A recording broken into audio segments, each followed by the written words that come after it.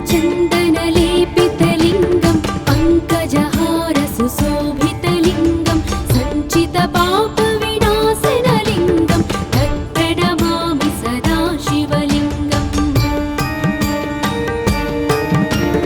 देवगणार्चितसेवितलिङ्गं भावैर्भक्तिभिरेव च लिङ्गं दिनकरकोटिप्रभाकरलिङ्गं तत्प्रणमामि सदा शिवलिङ्गम् अष्टदलोपरिवेष्टितलिङ्गं सर्वसमुद्भवकारणलिङ्गम् अष्टदरिद्रविनाशनलिङ्गं तत्प्रणमामि सदा शिवलिङ्गम् सुरगुरुसुरवरपूजितलिङ्गं सुरवनपुष्पसदार्चितलिङ्गं परात्परं परमात्मकलिङ्गं तत्प्रणमामि सदा शिवलिङ्गम् लिङ्गाष्टकमिदं पुण्यं यः पठेत् शिवसन्निधौ शिवलोकमवाप्नोति शिवेन सह मोदते।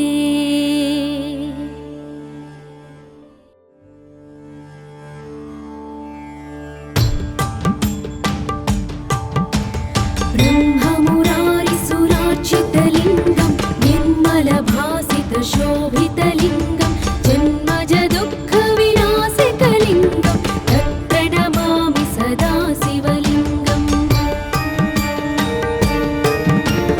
देवमुनिप्रवरार्चितलिङ्गं कामदहनकरुणाकरलिङ्गं रावणदर्पविनाशनलिङ्गं तत्प्रणमामि सदा शिवलिङ्गम् सर्वसुगन्धसुलेपितलिङ्गं बुद्धिविवर्धनकारणलिङ्गं सिद्धसुरासुरवन्दितलिङ्गं तत्प्रणमामि सदा शिवलिङ्गम् कनकमहामणिभूषितलिङ्गं मणिपतिवेष्टितशोभितलिङ्गं दक्षसुयज्ञविनाशनलिङ्गं तत्प्रणमामि सदा शिवलिङ्गम् कुङ्कुमचन्दनलेपितलिङ्गं पङ्कजहारसुशोभितलिङ्गं सञ्चितपापविनाशनलिङ्गं तत्प्रणमामि सदा शिवलिङ्गम् देवगणार्चितसेवितलिङ्गं भावैर्भक्तिभिरेव च लिङ्गं दिनकरकोटिप्रभाकरलिङ्गं तत्प्रणमामि सदा शिवलिङ्गम् अष्टदलोपरिवेष्टितलिङ्गं सर्वसमुद्भवकारणलिङ्गम् अष्टदरिद्रविनाशनलिङ्गं तत्प्रणमामि सदा शिवलिङ्गम्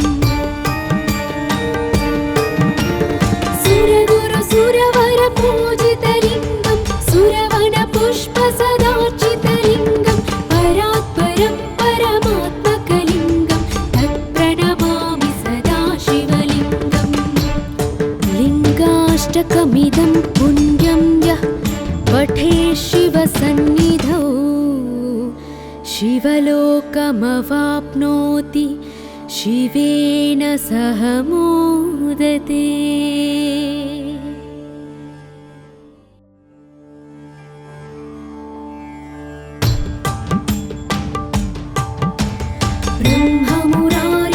ब्रह्ममुरारिसुरार्चितलिङ्गं निर्मलभासितशोभितलिङ्गं जन्मजदुःखविनाशकलिङ्गं तत्प्रणमामि सदा शिवलिङ्गम् देवमुनिप्रवरार्चितलिङ्गं कामदहनकरुणाकरलिङ्गं रावणदर्पविनाशनलिङ्गं तत्प्रणमामि सदा शिवलिङ्गम्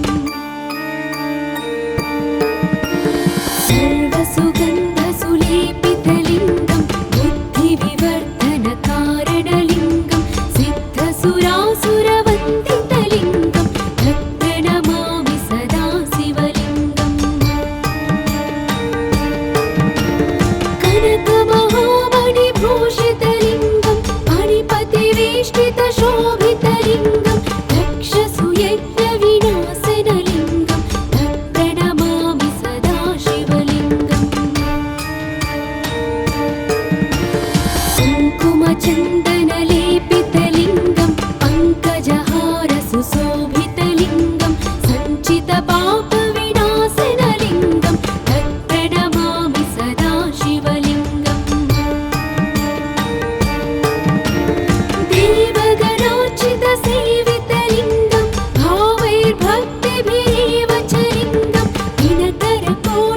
प्रभाकरलिङ्गं तत्प्रणमामि सदा शिवलिङ्गम्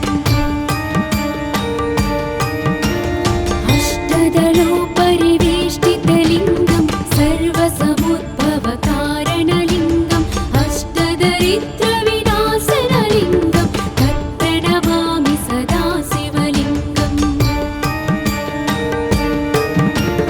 सुरगुरुसुरवरपूजितलिङ्गं सुरवनपुष्पसदार्चितलिङ्गं परात्परं परमात्मकलिङ्गं तत्प्रणमामि सदा शिवलिङ्गम् लिङ्गाष्टकमिदं पुण्यं यः पठेत् शिवसन्निधौ शिवलोकमवाप्नोति शिवेन सह मोदते।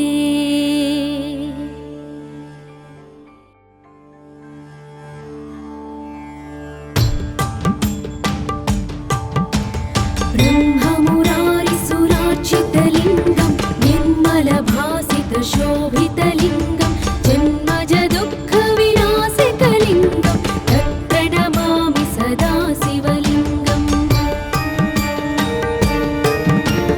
देवमुनिप्रवरार्चितलिङ्गं कामदहनकरुणाकरलिङ्गं रावणदर्पविनाशनलिङ्गं तत्प्रणमामि सदा शिवलिङ्गम् सर्वसुगन्धसुलेपितलिङ्गं बुद्धिविवर्धनकारणलिङ्गं सिद्धसुरासुरवन्दितलिङ्गं तत्प्रणमामि सदा शिवलिङ्गम् कनकमहामणिभूषितलिङ्गं मणिपतिवेष्टितशोभितलिङ्गं दक्षसुयज्ञविनाशनलिङ्गं तत्प्रणमामि सदा शिवलिङ्गम् कुङ्कुमचन्दनलेपितलिङ्गं पङ्कजहारसुशोभितलिङ्गं सञ्चितपापविनाशनलिङ्गं तत्प्रणमामि सदा शिवलिङ्गम् देवगणार्चितसेवितलिङ्गं भावैर्भक्तिभिरेव च लिङ्गं दिनकरकोटिप्रभाकरलिङ्गं तत्प्रणमामि सदा शिवलिङ्गम् अष्टदलोपरिवेष्टितलिङ्गं सर्वसमुद्भवकारणलिङ्गम् अष्टदरिद्रविनाशनलिङ्गं तत्प्रणमामि सदा शिवलिङ्गम् सुरगुरुसुरवरपूजितलिङ्गं सुरवनपुष्पसदार्चितलिङ्गं परात्परं परमात्मकलिङ्गं तत्प्रणमामि सदा शिवलिङ्गम् लिङ्गाष्टकमिदं पुण्यं यः पठेत् शिवसन्निधौ शिवलोकमवाप्नोति शिवेन सह मोदते।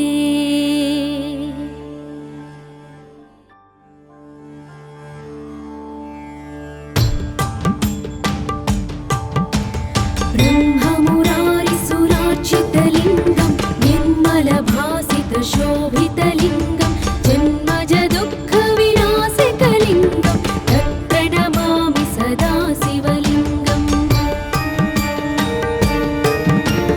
देवमुनिप्रवरार्चितलिङ्गं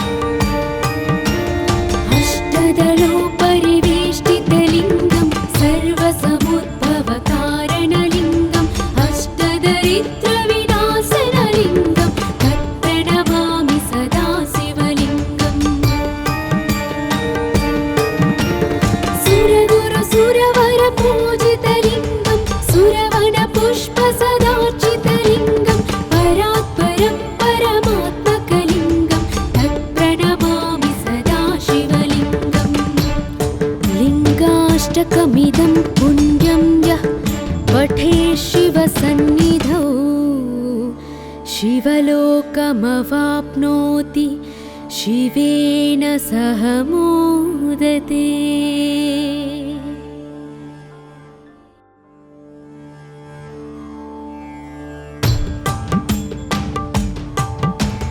ब्रह्ममुरारिसुरार्चितलिङ्गं निर्मलभासितशोभितलिङ्गं जन्मजदुःखविनाशकलिङ्गं तत्प्रणमामि सदा शिवलिङ्गम्।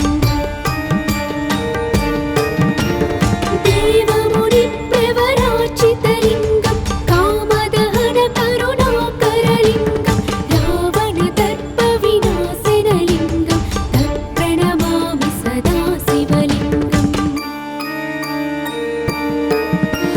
सर्वसुगन्धसुलेपितलिङ्गं बुद्धिविवर्धनकारणलिङ्गं सिद्धसुरासुरवन्दितलिङ्गं तत्प्रणमामि सदा शिवलिङ्गम्।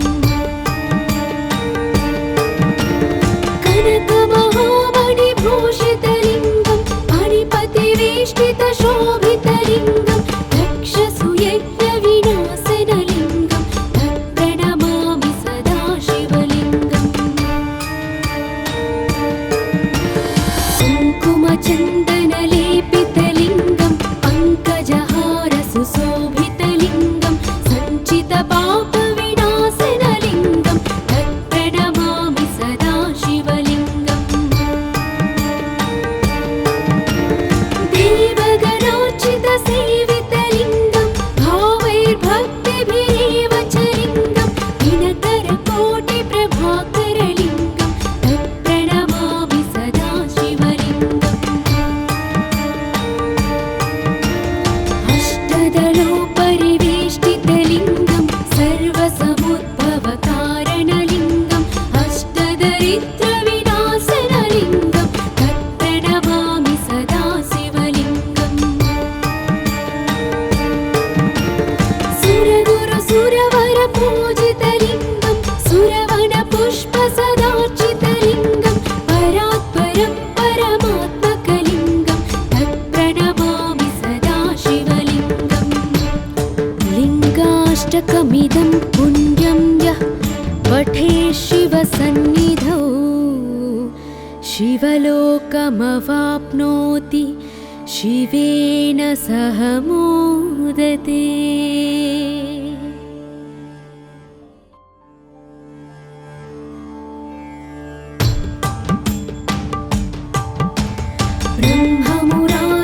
ब्रह्ममुरारिसुरार्चितलिङ्गं निर्मलभासितशोभितलिङ्गं जन्मजदुःखविनाशकलिङ्गं तत्प्रणमामि सदा शिवलिङ्गम्। देवमुनिप्रवरार्चितलिङ्गं कामदहनकरुणाकरलिङ्गं रावणदर्पविनाशनलिङ्गं तत्प्रणमामि सदा शिवलिङ्गम्। सर्वसुगन्धसुलेपितलिङ्गं बुद्धिविवर्धनकारणलिङ्गं सिद्धसुरासुरवन्दितलिङ्गं तत्प्रणमामि सदा शिवलिङ्गम्। कनकमहामणिभूषितलिङ्गं मणिपतिवेष्टितशोभितलिङ्गं दक्षसुयज्ञविनाशनलिङ्गं तत्प्रणमामि सदा शिवलिङ्गम्। कुङ्कुमचन्दनलेपितलिङ्गं पङ्कजहारसुशोभितलिङ्गं सञ्चितपापविनाशनलिङ्गं तत्प्रणमामि सदा शिवलिङ्गम्। देवगणार्चितलिङ्गं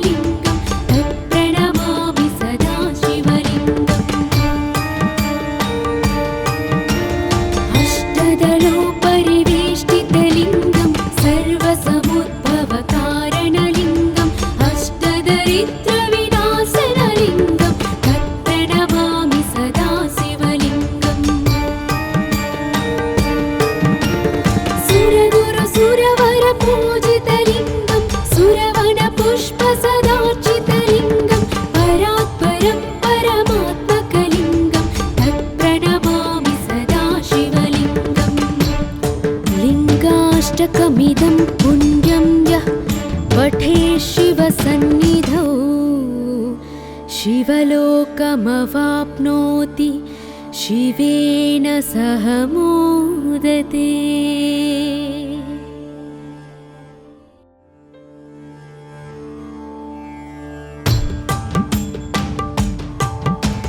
ब्रह्ममुरारिसुरार्चितलिङ्गं निर्मलभासितशोभितलिङ्गं जन्मजदुःखविनाशकलिङ्गं तत्प्रणमामि सदा शिवलिङ्गम्। देवमुनिप्रवरार्चितलिङ्गं कामदहनकरुणाकरलिङ्गं रावणदर्पविनाशनलिङ्गं तत्प्रणमामि सदा शिवलिङ्गम्। सर्वसुगन्धसुलेपितलिङ्गं बुद्धिविवर्धनकारणलिङ्गं सिद्धसुरासुरवन्दितलिङ्गं तत्प्रणमामि सदा शिवलिङ्गम्। कनकमहामणिभूषितलिङ्गं मणिपतिवेष्टितशोभितलिङ्गं दक्षसुयज्ञविनाशनलिङ्गं तत्प्रणमामि सदा शिवलिङ्गम्। कुङ्कुमचन्दनलेपितलिङ्गं पङ्कजहारसुशोभितलिङ्गं सञ्चितपापविनाशनलिङ्गं तत्प्रणमामि सदा शिवलिङ्गम्। देवगणार्चितसेवितलिङ्गं भावैर्भक्तिभिरेव च लिङ्गं दिनकरकोटिप्रभाकरलिङ्गं तत्प्रणमामि सदा शिवलिङ्गम्। अष्टदलोपरिवेष्टितलिङ्गं सर्वसमुद्भवकारणलिङ्गं अष्टदरिद्रविनाशनलिङ्गं तत्प्रणमामि सदा शिवलिङ्गम्। सुरगुरुसुरवरपूजितलिङ्गं सुरवनपुष्पसदार्चितलिङ्गं परात्परं परमात्मकलिङ्गं तत्प्रणमामि सदा शिवलिङ्गम्। लिङ्गाष्टकमिदं पुण्यं यः पठे शिवसन्निधौ शिवलोकमवाप्नोति शिवेन सह मोदते।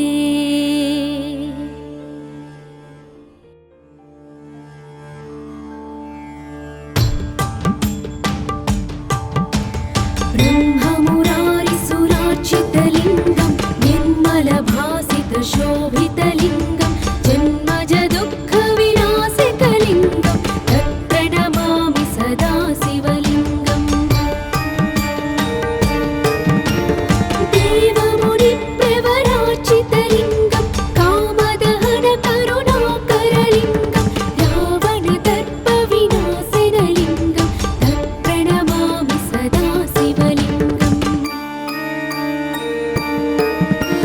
सर्वसुगन्धसुलेपितलिङ्गं बुद्धिविवर्धनकारणलिङ्गं सिद्धसुरासुरवन्दितलिङ्गं तत्प्रणमामि सदा शिवलिङ्गम्।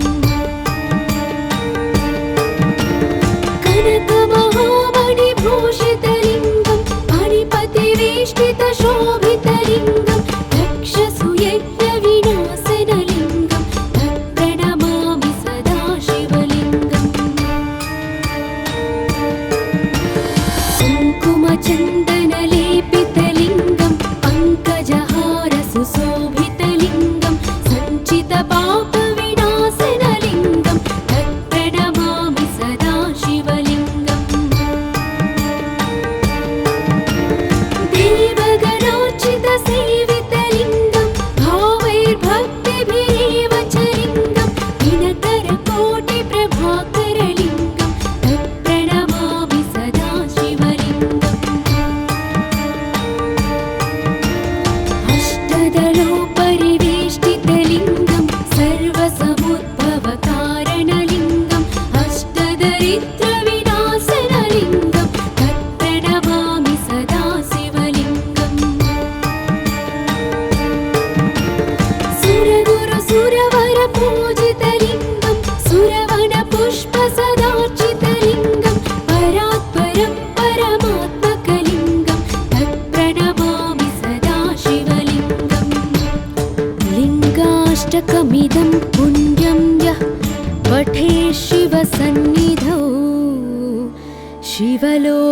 शिवलोकमवाप्नोति शिवेन सह मोदते।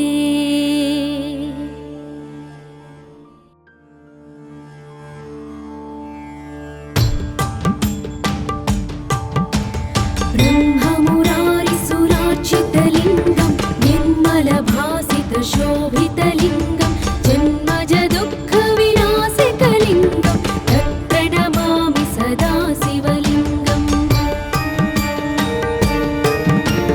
देवमुनिप्रवरार्चितलिङ्गं कामदहनकरुणाकरलिङ्गं रावणदर्पविनाशनलिङ्गं तत्प्रणमामि सदा शिवलिङ्गम्। सर्वसुगन्धसुलेपितलिङ्गं बुद्धिविवर्धनकारणलिङ्गं सिद्धसुरासुरवन्दितलिङ्गं तत्प्रणमामि सदा शिवलिङ्गम्। कनकमहामणिभूषितलिङ्गं मणिपतिवेष्टितशोभितलिङ्गं दक्षसूयज्ञविनाशनलिङ्गं तत्प्रणमामि सदा शिवलिङ्गम्। कुङ्कुमचन्दनलेपितलिङ्गं पङ्कजहारसुशोभितलिङ्गं सञ्चितपापविनाशनलिङ्गं तत्प्रणमामि सदा शिवलिङ्गम्।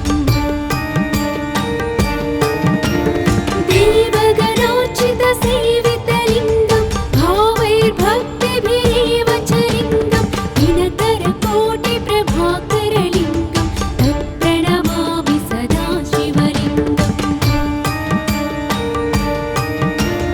अष्टदलोपरिवेष्टितलिङ्गं सर्वसमुद्भवकारणलिङ्गं अष्टदरिद्रविनाशनलिङ्गं तत्प्रणमामि सदा शिवलिङ्गम्।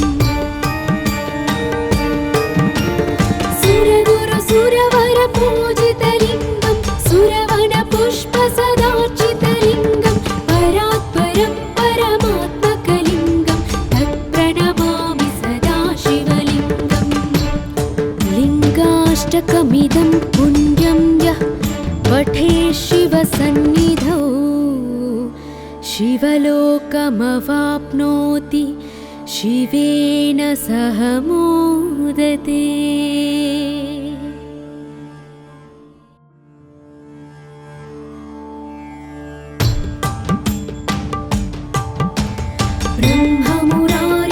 ब्रह्ममुरारिसुरार्चितलिङ्गं निर्मलभासितशोभितलिङ्गं जन्मजदुःखविनाशकलिङ्गं तत्प्रणमामि सदा शिवलिङ्गम्।